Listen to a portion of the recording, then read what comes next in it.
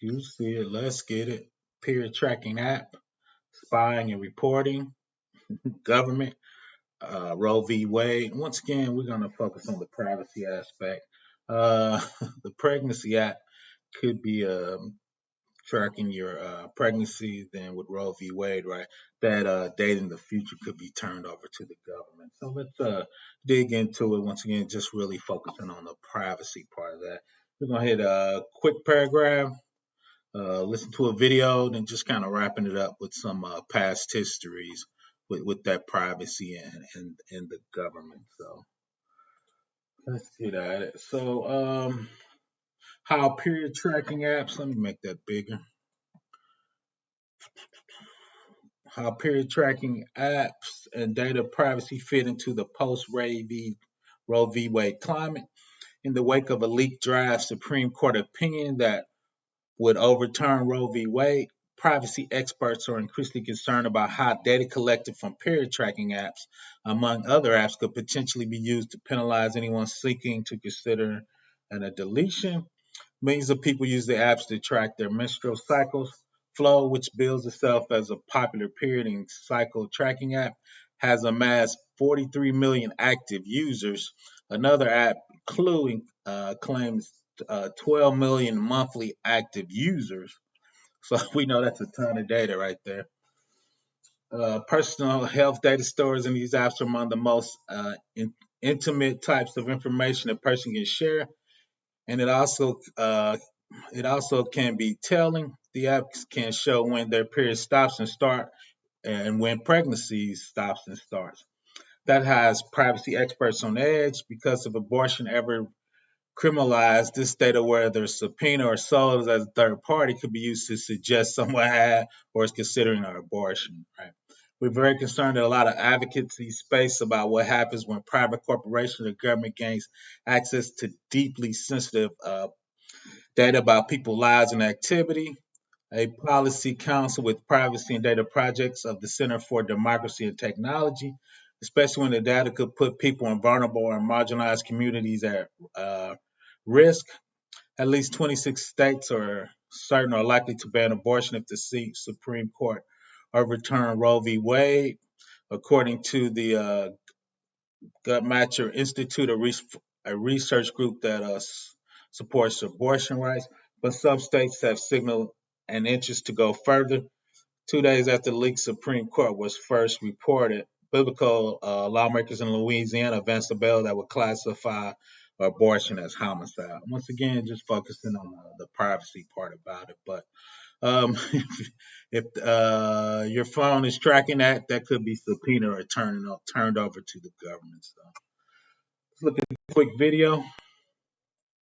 There are concerns about how data from period tracking apps could be used against anyone looking for an abortion. Millions of women use these apps, Jen, to keep track of their cycles, and now there's concern. Yeah, or what if somebody, suddenly put in that they missed a cycle and then suddenly a few months later started having their period again? What could that tell police? There are a lot of fears that these very popular apps could be used to punish people if you live in a state where it's criminalized. These apps have become hugely popular. You may not know this. Fem, Flow, Ovia Health, Clue, they have millions of users. For some people, it's young people trying to get pregnant. For other people, it's making sure they don't get pregnant. For other people, it is menopause. Just Flow, for example, they say they have 43 million users. Clue says they have 12 million users. And some privacy experts are really worried. They say that these apps, if Roe versus Wade is overturned, police could force them to hand over data, much in the way you probably know now that a lot of apps have to turn over data to law enforcement. So the privacy experts are telling these apps that the apps should start cutting down how much data they store, what data they store, how long they store it, because it might be misused someday to hurt people. And here's a defense attorney, Vinu Varghese. If you really want to protect your data, then just don't use these apps and be as minimal on the phone as you can be. And sir, I hope you had just pronounced your name correctly, but again, as you heard him say, it might be better to just keep these things on paper or in your own calendar instead of trusting them to others where you just don't know where this could end up. It is frightening to think about, Jen. Once again, you saw it, CNBC with their app. So let's finish up with NBC article on the same subject, but theirs was phone sleuthing. Conti Cook, a technology fellow at the Ford Foundation, who has researched digital surveillance and abortion, said that while data collected from something like a wearable device might sound frightening and futuristic, the most common way that pregnant people are surveilled is through their cell phone. We know that. Nobody puts down their cell phone, and everybody carries it with them, right? The tools we have seen used against pregnant people are smartphones. I think that the answer is something to contend with. It's an extremely powerful tool that generates a large amount of data on what we're thinking, where we're going, and who we're paying attention to, and what we're curious about. Conti Cook wrote, a woman named Fisher, who was indicted for murder in 2017 after experiencing a pregnancy loss in Mississippi. The medical staff suspected she had committed a crime and turned her records over to the local police. Prosecutors later convinced the grand jury to indict Fisher with second-degree murder by using her internet search history, which shows she had searched for terms like how to buy abortion pills and other things.